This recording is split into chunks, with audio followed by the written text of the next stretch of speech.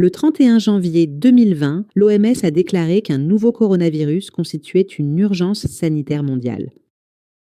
Depuis, nous avons tous été témoins de la propagation du virus et de l'évolution de la pandémie de Covid-19.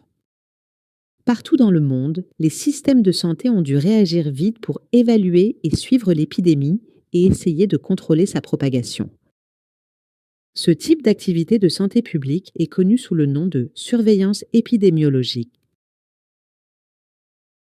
Pour surveiller l'évolution de la Covid-19, les pays avaient besoin que les établissements de santé communiquent une série de données sur une base quotidienne ou hebdomadaire, y compris le nombre de nouveaux cas reportés, les décès dus à Covid-19, les infections parmi le personnel de santé, les hospitalisations et les sorties d'hôpital, ainsi que le volume de tests effectués et les modes de transmission documentés.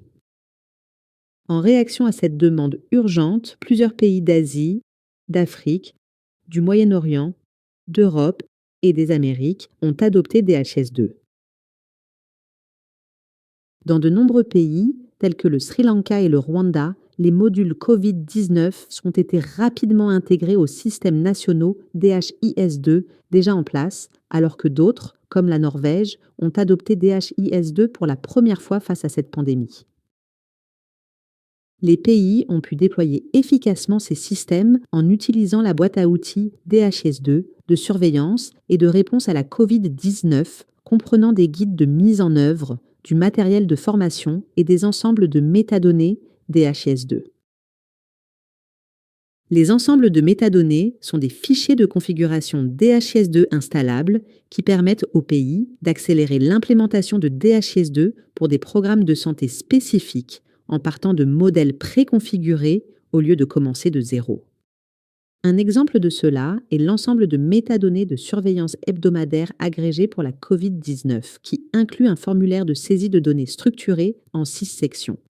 Ce formulaire sert à collecter des informations sur les nouveaux cas confirmés et probables, les nouveaux décès confirmés et probables, les infections et décès parmi le personnel de santé, les hospitalisations et sorties, les tests réalisés, ainsi que la classification de la transmission.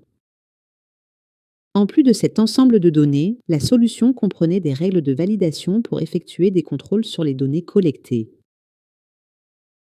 Par exemple, une règle typique consisterait à s'assurer que le nombre de cas de Covid-19 enregistrés ne dépasse pas celui des tests effectués. Ces règles de validation offrent un contrôle de qualité des données simples avant de procéder à leur analyse.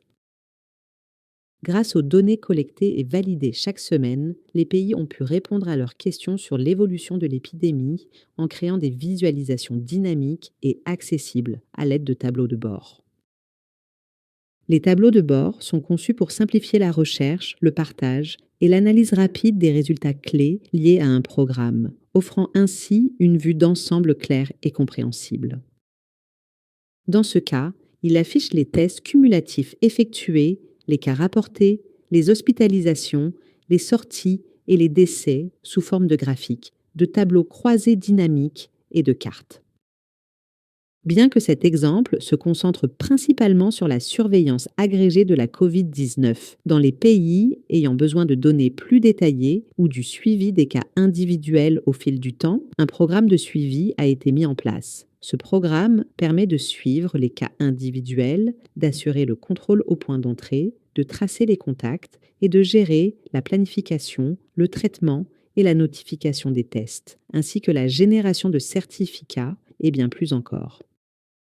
Dès le début de 2021, la disponibilité limitée des vaccins contre la Covid-19 a contraint les pays à planifier et à contrôler le nombre de vaccins administrés ainsi que leurs bénéficiaires.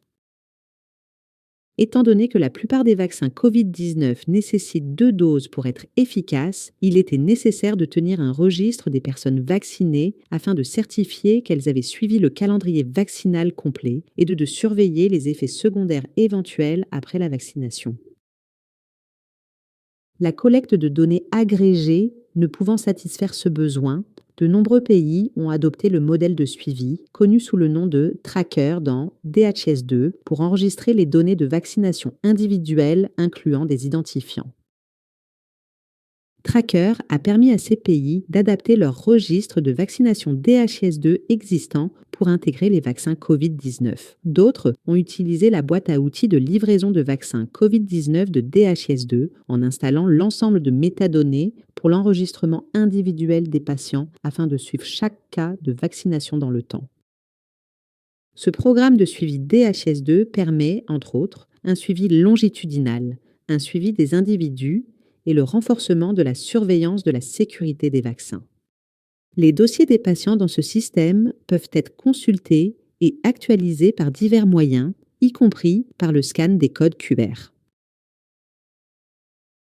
Le personnel de santé peut facilement consulter des listes de patients et leur statut de vaccination pour faciliter la programmation et le suivi. Toutes les données individuelles sur les patients peuvent être automatiquement regroupées dans DHIS2 sous forme de tableaux de bord, de cartes et de graphiques. Cela offre une vue d'ensemble de haut niveau pour soutenir la planification des campagnes de vaccination, l'établissement des priorités et l'allocation des ressources. De plus, de nombreux pays ont adapté leur système DHIS2 pour intégrer des fonctionnalités telles que l'auto-enregistrement des patients pour les rendez-vous de vaccination, l'envoi automatique de messages de confirmation par email ou SMS, ainsi que la génération de certificats de vaccination électronique accessibles via un QR code. Cela est possible parce que, tout en fournissant une base de configuration avec les ensembles de métadonnées DHIS2, les pays ont la liberté de les personnaliser et de les adapter pour répondre à leurs besoins locaux spécifiques. La boîte à outils de surveillance et de réponse au Covid-19, ainsi que celle de distribution de vaccins, font partie d'un ensemble plus large de ressources, appelée la boîte à outils de données de santé DHIS2. Cette ressource propose des outils pour divers programmes de santé, couvrant des domaines tels que le paludisme, la tuberculose et la santé maternelle et infantile, et plus encore. Chaque boîte à outils est conçue en collaboration avec des experts en santé publique de l'OMS, de l'UNICEF, des CDC et d'autres partenaires. Elles ont pour but de faciliter l'adoption des systèmes DHIS2 par les pays en s'appuyant sur les normes, directives et meilleures pratiques internationales.